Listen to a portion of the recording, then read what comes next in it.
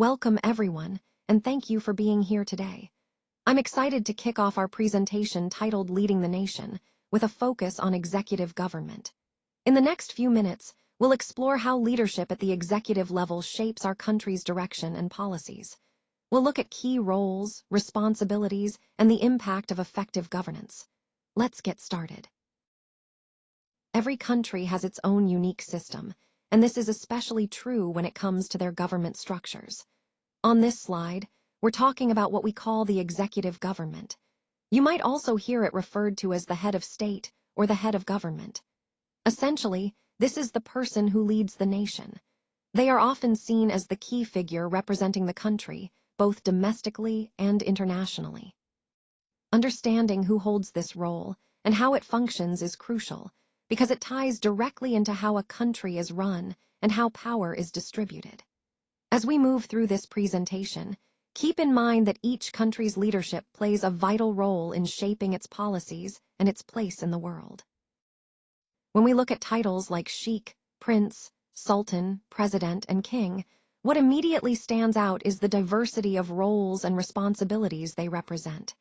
Each of these titles comes with its own history, culture, and expectations. But despite these differences, there's a common thread that unites them all. What I want to emphasize is that regardless of the title, the core goal remains the same. It's about leadership, service, and guiding their people or nations towards progress and stability. This slide highlights how, no matter what name they carry, these leaders share a fundamental purpose. They might come from different backgrounds or regions, but their overarching goal is to serve their communities and work towards the greater good. So, as we move forward, keep in mind that these titles symbolize roles that are diverse, yet interconnected by a shared commitment to leadership and positive impact. Leading a country is truly a massive responsibility. When we think about the roles of the vice president and the prime minister, it's clear that they carry a lot of weight, but they don't do it alone.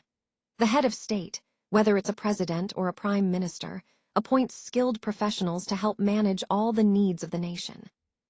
This is where the power of teamwork really comes into play. Success in leadership depends on building a strong team. These professionals bring expertise and dedication, allowing the leader to focus on making strategic decisions. So the key takeaway here is that leadership isn't a solo effort. It's about collaboration, relying on the right people to work together towards common goals. This teamwork is essential for effective governance and for achieving the best outcomes for the country. It ties directly into our overall theme of leadership being a shared, collective effort. Today, I want to highlight some of the key responsibilities that fall under our specialized departments. First, let's talk about overseeing roads, railways, and public travel systems. This is crucial because it directly impacts how efficiently people and goods move across the country. Maintaining a reliable and safe transportation network is essential for both economic growth and everyday life. Next, we have the role of ensuring national defense and the safety of all citizens. This department works tirelessly to protect our borders, maintain security, and respond to any threats that may arise. Their work is vital to preserving our peace and stability. Finally, managing our educational institutions, schools, universities, and national learning programs is fundamental to our nation's development. Education empowers individuals, fosters innovation, and prepares the next generation to lead. All these functions, transportation, defense, and education, are interconnected parts of our overall mission to build a strong, safe, and prosperous nation. Each specialized department plays a critical role in supporting this vision and ensuring that our country continues to thrive. Now, let's take a closer look at the key roles involved in shaping and enforcing our laws. First, there's the responsibility to determine national policies. This is where policymakers decide on the direction the country should take on various issues, from healthcare to education and beyond. It's about setting priorities that reflect the values and needs of the nation. Next, we have the enforcement of existing laws. This role is crucial because having laws on the books isn't enough. Someone has to ensure they are followed. Effective enforcement maintains order, protects citizens, and upholds the rule of law. Finally, planning for new laws is an ongoing process. As society evolves, new challenges and opportunities emerge, and it's essential to develop legislation that addresses these. This proactive approach helps keep our legal system relevant and responsive. Together, these three roles form the backbone of how a country manages its legal framework, ensuring stability, fairness, and progress. Let's talk about foreign policy. This is all about managing relationships with other nations around the world. It's how a country interacts, cooperates, and sometimes navigates differences with others on the global stage. Now, an important part of this is understanding what a policy actually is. Think of policy as the government's official plan of action. It's like a roadmap that guides how the country functions and makes decisions, especially in matters involving other countries. So, when we say official plan, we're referring to how the government sets out its strategies and goals for international relations. This helps ensure consistency and clarity in how the country approaches foreign affairs. And that's what policy really is. It's the foundation that shapes the country's actions on the world stage, connecting to the bigger picture of how nations work together or address conflicts. It's all about guiding the country's responses and initiatives in a way that aligns with its interests and values.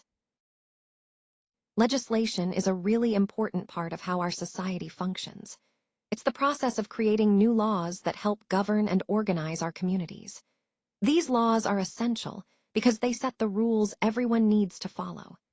The executive branch, which includes the president and other leaders, reviews existing laws and also introduces new ones to address emerging issues or needs. Think of it like how schools need rules to keep order and ensure safety. Countries, too, need laws to protect their citizens and maintain stability. When we talk about legislation, we're referring to the birth of laws, how they come into being and start to shape our society. So, understanding how legislation works is key to understanding how our government creates the rules that keep us safe and organized. Enforcing laws is a primary responsibility of the executive government. It's their job to make sure that laws are upheld and properly implemented. People must obey laws for the well-being and safety of society as a whole. When laws are followed, it helps maintain order and protect everyone. The executive branch plays a crucial role here. They ensure that laws are correctly carried out and that any violations are addressed. This is what we refer to as law enforcement, and it's all about keeping us safe. So, in essence, the enforcement of laws is key to maintaining a stable and secure community. Now, let's look at how government functions at different levels. At the local level, we have the mayor, who is responsible for managing city or town affairs. Moving up, at the provincial level, there's the governor, overseeing larger regions and coordinating between local governments and the national government. At the national level, the head of state plays a key role, representing the country both domestically and internationally. It's important to understand that government operates at every level, local, provincial, and national, and each plays a vital part in ensuring that policies and services reach the people effectively. No matter the level, the goal is to serve the public and implement the laws and programs that support our society. Recognizing these different layers helps us appreciate how governance is structured to address the needs of every community, from the smallest towns to the entire nation, all working together for the common good. In March 2006, a significant milestone was reached in Syria's history. Najah al-Attar made history by becoming the first Arab woman to be appointed as vice president of Syria. This was a groundbreaking moment, not only for Syria, but for the entire Arab world. Her appointment symbolized progress and the increasing role of women in leadership positions within the region. It also reflected a broader shift towards gender equality and the recognition of women's capabilities in high-level government roles. This achievement fits into our overall theme of how different countries are evolving politically and socially, breaking traditional barriers and paving the way for future generations of women leaders. Our ultimate goal is clear: a safe, organized, and prosperous nation that we can all be proud of. Now, to achieve that, it's important to remember that everyone involved, from mayors to presidents, are part of one team. We're all working towards the same vision, the same mission. This isn't about individual titles or positions. It's about collaboration and unity. We're a team serving the people. Every move we make, every decision, should be focused on improving the lives of those we represent. When we work together, aligned in purpose, we can create a more secure, well-structured, and thriving community. So let's keep that teamwork at the forefront, because ultimately it's the people we serve who benefit most from our shared efforts.